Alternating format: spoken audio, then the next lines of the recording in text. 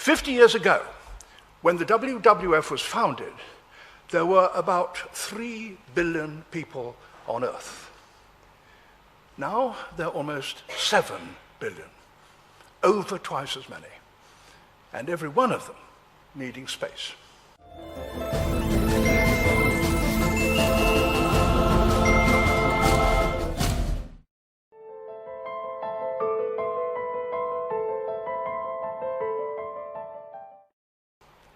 Space for their homes, space to grow their food, or get others to grow it for them, space to build schools and roads and airfields.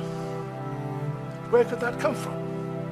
A little might be taken from land occupied by other people, but most of it could only come from the land which, for millions of years, animals and plants had had to themselves, the natural world. But the impact of these extra millions of people has spread far beyond the space that they physically claimed. The spread of industrialization has changed the chemical consistency of the atmosphere. The oceans that cover most of the surface of the planet have been polluted and increasingly acidified, and the Earth is warming. We now realize that the disasters that continue increasingly to afflict the natural world have one element that connects them all: the unprecedented increase in the number of human beings on the planet.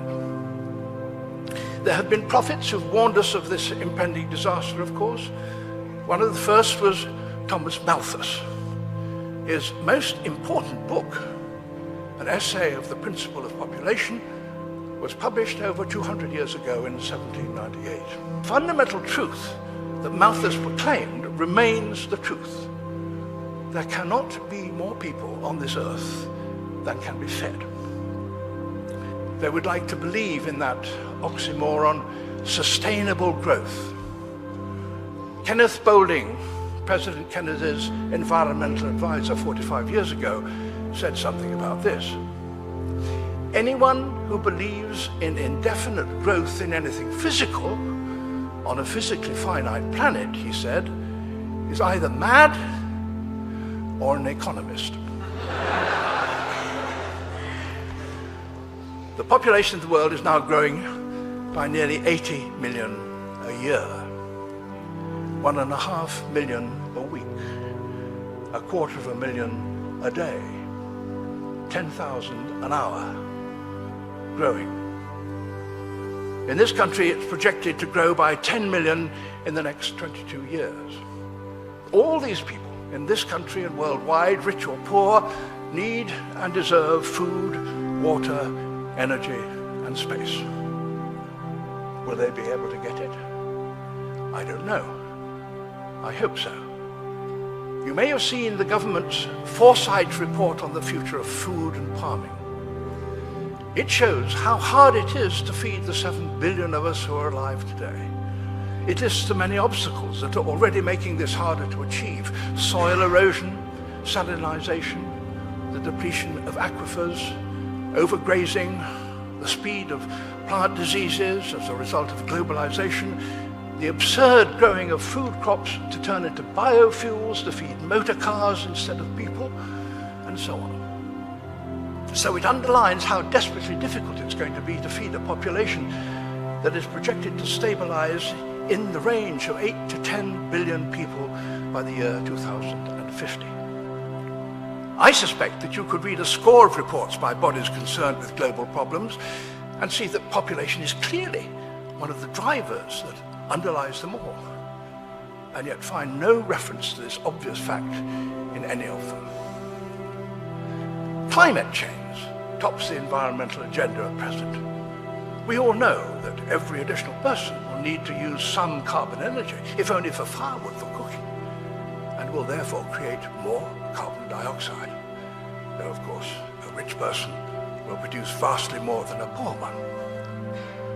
Similarly, we can all see that every extra person is or will an extra victim of climate change, though the poor will undoubtedly suffer more than the rich. Why this strange silence? I meet no one who privately disagrees that population growth is a problem. No one, except flat earthers, can deny that that planet is finite. We can all see it in that beautiful picture from our Earth, taken from the Apollo mission. It remains an obvious and brutal fact that on a finite planet, human populations will quite definitely stop at some point. And that can only happen in one of two ways. It can happen sooner, by fewer human births, in a word, by contraception. That's the humane way, the powerful option which allows all of us to deal with the problem if we collectively choose to do so. The alternative is an increased death rate, the way in which all other creatures must suffer through famine or disease or predation. That, translated into human terms, means famine or disease or war over oil or water or food or minerals or grazing rights or just living space. There is, alas, no third alternative of indefinite growth. The sooner we stabilize our numbers, the sooner we stop running up the down escalator. Stop population increase, stop the escalator, and we have some chance of reaching the top. That's to say, a decent life for all. To do that requires several things. First and foremost, it needs a much wider understanding of the problem, and that will not happen while the absurd taboo on discussing it remains such a powerful grip on the minds of so many otherwise worthy and intelligent people.